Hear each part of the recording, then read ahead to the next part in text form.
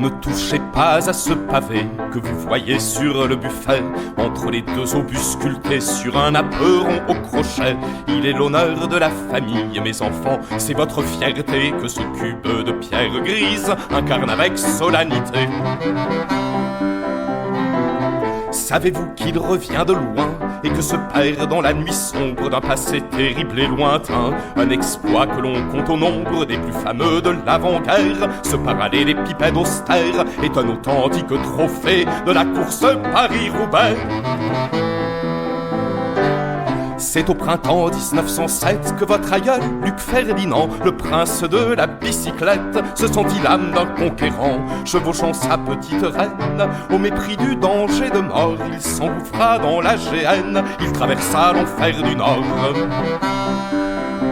La bise qui souffle, la boue qui éclabousse, c'est le souk, la mistoufle, l'enfer du Nord.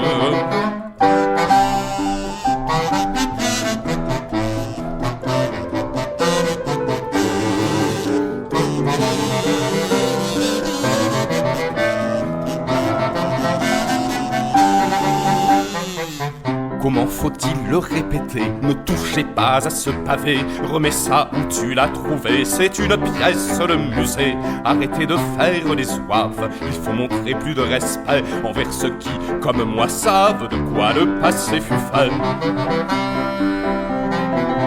Il faut vous figurer le pire, il faut comprendre la douleur que supportèrent, sans mot dire, plus de 150 coureurs.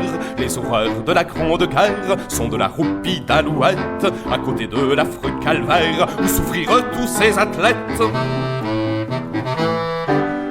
À la faveur d'une échappée, votre ancêtre Luc Ferdinand, qui n'était pas handicapé, se retrouva très loin devant. C'est vrai que l'enfer est pavé, se disait-il en pédalant, la gueule toute barbouillée de gadou dans le saletan. La bise qui souffle, la boue qui éclabousse, c'est le souk, la mistoufle, l'enfer du Nord.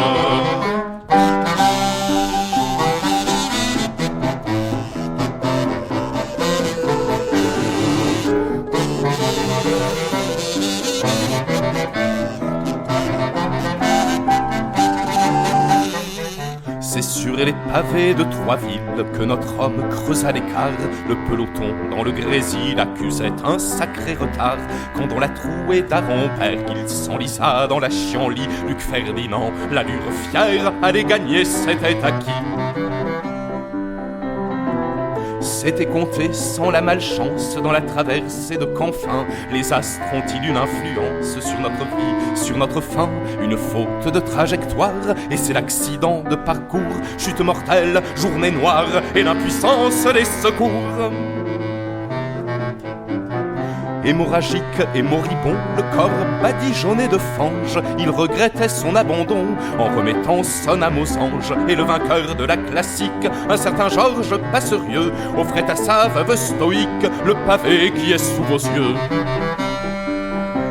La bise qui souffle, la boue qui éclabousse, c'est le souk, la mistoufle, l'enfer du Nord.